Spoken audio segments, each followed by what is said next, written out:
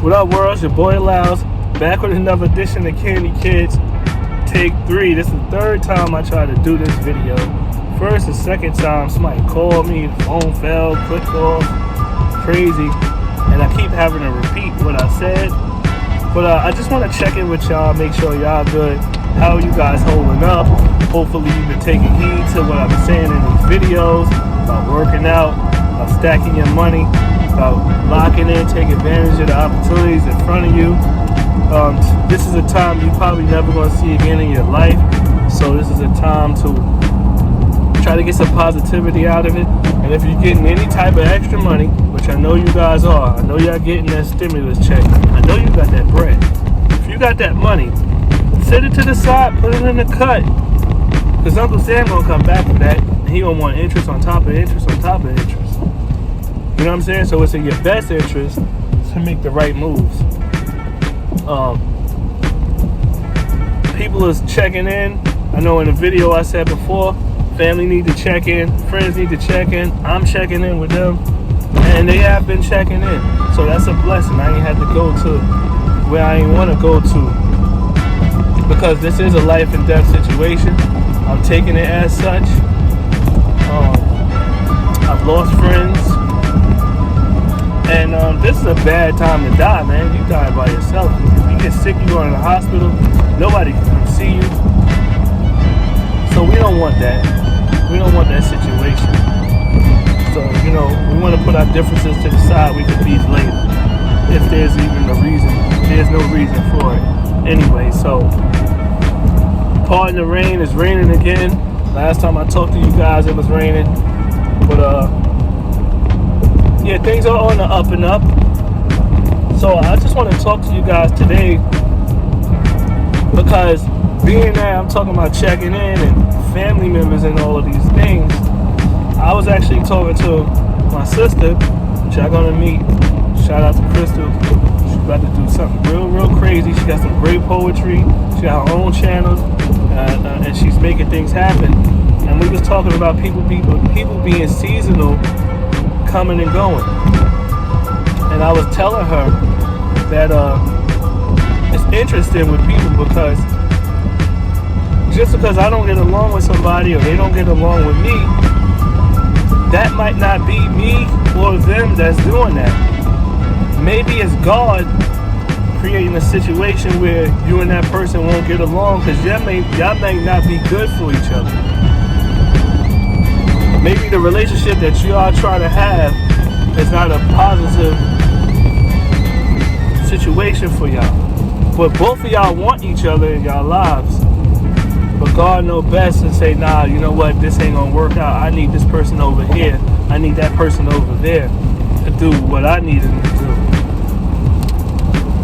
If they together, it might feel good at first, but it ain't gonna end well. And they're not going to be the best human beings possible together.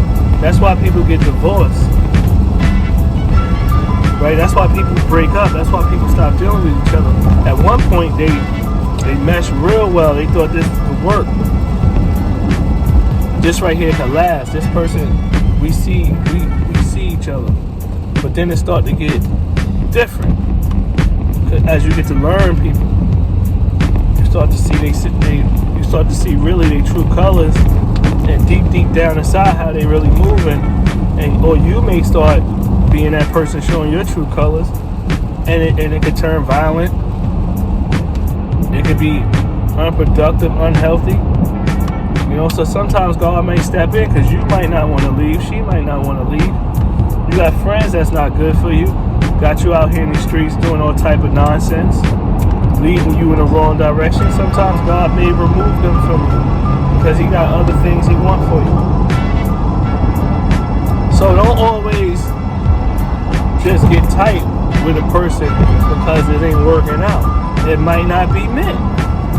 The more you force it, the harder it might be for you. So just a different way to look at it.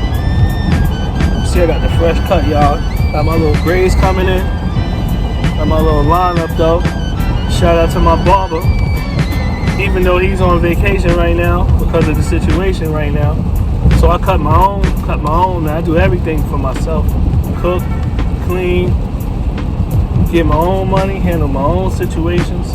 But I do have a family. But I see a lot of guys out here with them beards and they looking crazy.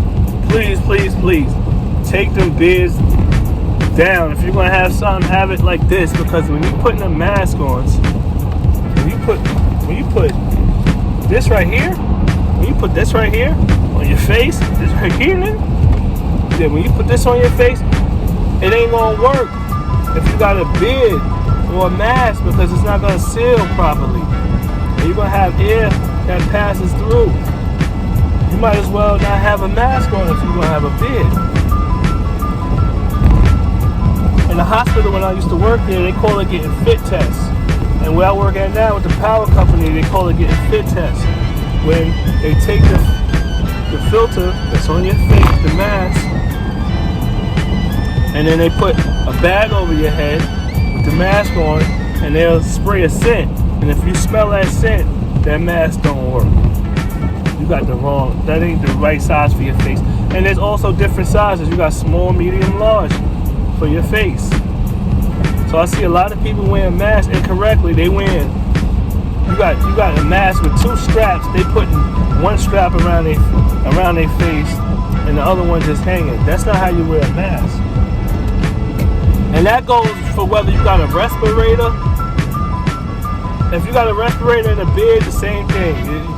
The whole point is, and then when you do have a respirator, you're supposed to put your hand over where you actually breathe at and see if you can breathe. You're not supposed to be able to breathe. That way you know you got a good seal. But when you have that beard, you can't do that. You're defeating the purpose, and I'm trying to tell people. But, you know, everybody's comfortable with this big beard, but the virus also, that's just it's like carpet. Like dirt will stick to that.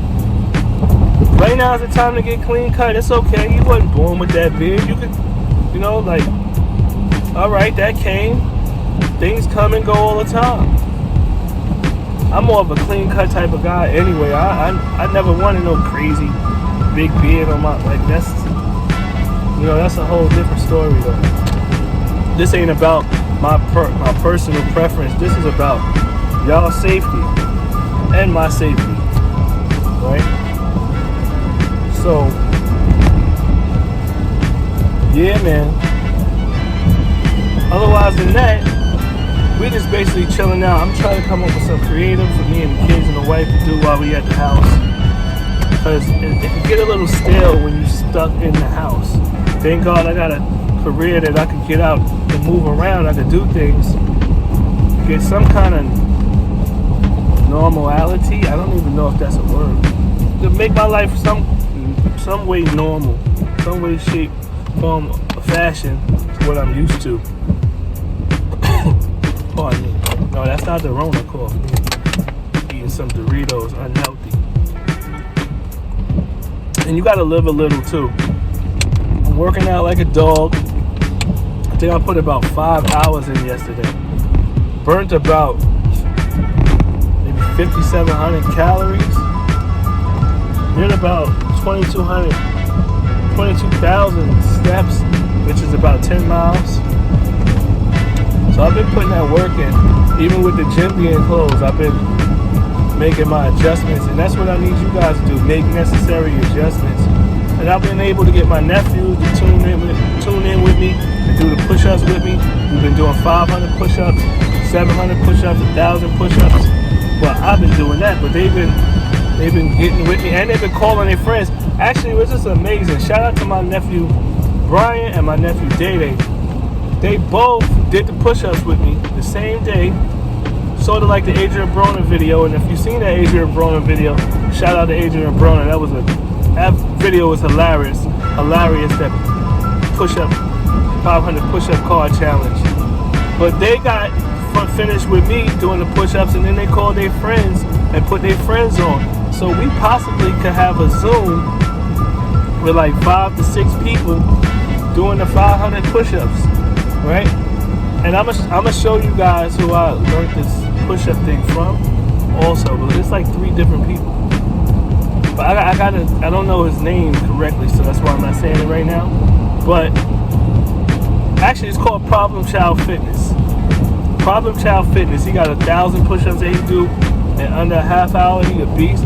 And then he got 500 he could do in like 10-15 minutes.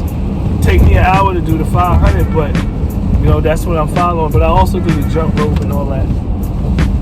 So yeah, I'm just shouting you guys out, man. Just checking in with you guys, our family. Thank you for riding with Candy Kids. Thank you for jumping on this journey. We're not gonna stop. We're gonna keep going. We're gonna keep growing. Just like Mr. Organic say, just like Tall Guys say.